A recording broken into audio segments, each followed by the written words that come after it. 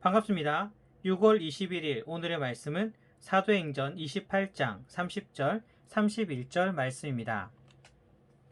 바울이 온 이태를 자기 셋집에 머물면서 자기에게 오는 사람을 다 영접하고 하나님의 나라를 전파하며 주 예수 그리스도에 관한 모든 것을 담대하게 거침없이 가르치더라. 아멘. 6월 우리는 인내의 품성을 훈련하고 있습니다. 인내란 무엇이라고 했습니까? 끈기 있게 하나님의 때를 기다리는 것입니다. 뭐든지 빠른 게 좋다고 하는 시대입니다. 서로 상대방보다 한 걸음이라도 더 빠르기 위해 애쓰고 노력하는 시대입니다. 하지만 무조건 빠른 것이 좋은 것은 아닙니다. 특히 하나님의 때는 정해져 있습니다. 그 때를 빨리 당기는 것이 아니라 하나님의 때가 될 때까지 인내하며 기다리는 것이 정답입니다. 오늘의 실천 사항은 자투리 시간을 최대한 활용한다입니다. 인내란 하나님의 때를 끈기 있게 기다리는 것이라고 했습니다. 그런데 이런 질문을 해봅시다. 하나님의 때를 끈기 있게 기다린다면 어떤 자세로 기다려야 하냐는 것입니다. 마냥 아무것도 안 하고 그 일이 이루어질 때까지 꾹 참고 기다리는 게 정답일까요?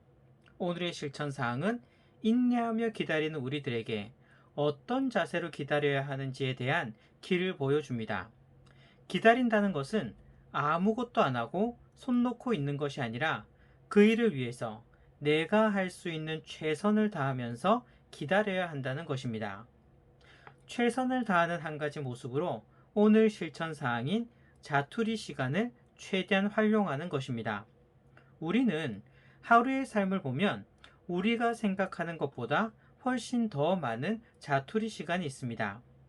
해야 할 일들 사이에 남는 시간들이 생각보다 많습니다. 보통 우리는 이렇게 남는 시간에 뭘 합니까? 스마트폰이 대중화된 이후로는 남는 2, 30분은요, 스마트폰 보면서 보내는 사람들도 많습니다. 어떤 사람은요, 피곤해서 잠시 눈을 붙이고 휴식을 취하기도 합니다. 아니면 또 다른 어떤 사람은 뭐 할지 몰라서 멍하게 그냥 보내는 사람들도 있습니다. 그런데 분명한 사실은 자투리 시간을 어떻게 활용하는지에 따라서 삶이 크게 변한다는 것입니다. 우리의 하루의 일상이 꼭 해야 되는 일뿐 아니라 자투리 시간들을 다 모아보면 엄청난 시간이 되기 때문입니다. 오늘 본문을 봅시다. 바울이 가이사에게 상소하고는 로마로 갑니다. 왜 가이사에게 상소했을까요? 단순히 지금의 위기 상황을 넘기기 위해서였을까요? 그런데 사도행전 26장 32절을 보면 아그리빠가 베스도에게 가이사에게 상소하지 아니하였더라면 석방될 수 있을 뻔하였다고 말합니다. 이는 바울이 가이사에게 상소한 것은 단순히 위기 상황을 모면하기 위해서만은 아니라는 것이죠. 오히려 이방 지역인 로마, 더구나 그 시대 세상의 중심이었던 로마 지역에까지 복음을 증거하기 위한 하나님의 뜻이었습니다. 30절을 봅시다. 바울은 로마에서 이태를 자기 셋집에 머물며 자기에게 오는 사람을 영접하였다고 나와 있습니다. 여기서 이태라고 하는 것은 2년을 이야기합니다. 즉 석방되기 전 연금된 상태로 있었던 2년을 이야기하는 것입니다.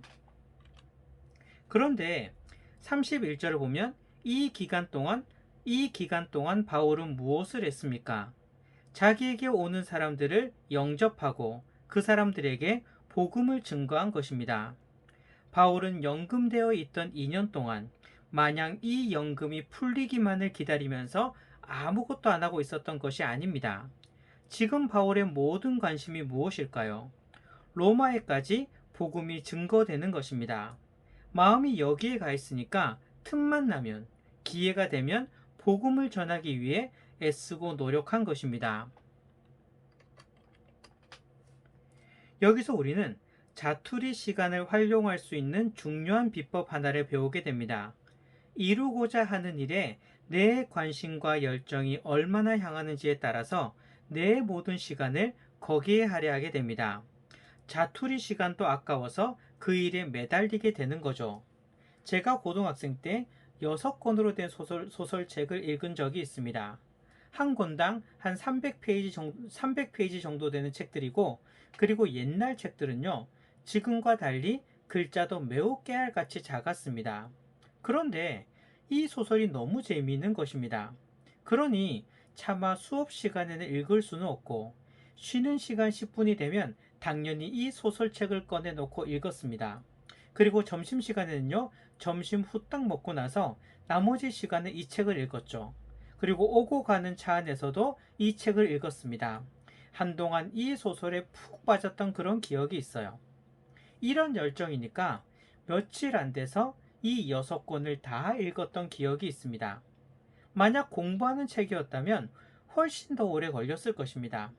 하지만 이 책이 너무 재미있다 보니까, 이 소설이 너무 재미있다 보니까 하루의 자투리 시간 모두를 그 책 읽는 데 전념한 것입니다. 자투리 시간을 잘 활용하는 비법은 이루어야 하는 일에 내 마음과 열정을 쏟으면 됩니다. 그러면 자연스럽게 내 모든 자투리 시간을 그곳에 쏟아붓게 됩니다.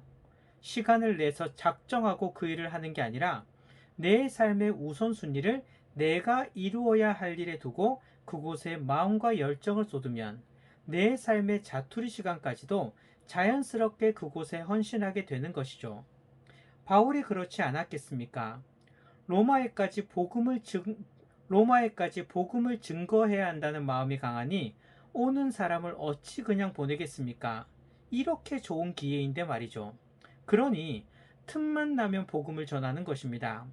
과연 나는 어떤 자세로 인내하고 있습니까? 과연 나는 어떤 자세로 인내하고 있습니까? 하나님의 때가 될 때까지 인내하며 기다려야 하는데 단순히 그냥 손 놓고 있지 마시기 바랍니다. 하나님의 때를 기다리는 것과 동시에 그 때가 될 때까지 그것이 이루어지길 소망하면서 내 모든 정성과 열정을 쏟아서 노력해야 하는 것입니다. 그러면서 하나님의 때를 기다리는 것이 참다운 모습인 것입니다. 특별히 오늘은 자투리 시간을 활용한다는 것에 대하여 말씀을 나누었습니다. 하루에 자투리 시간은 굉장히 많습니다. 이 아까운 시간 그냥 보내지 마시고 자투리 시간을 통해 하나님의 일을 이루어가는 성도님들이 되기를 소망합니다.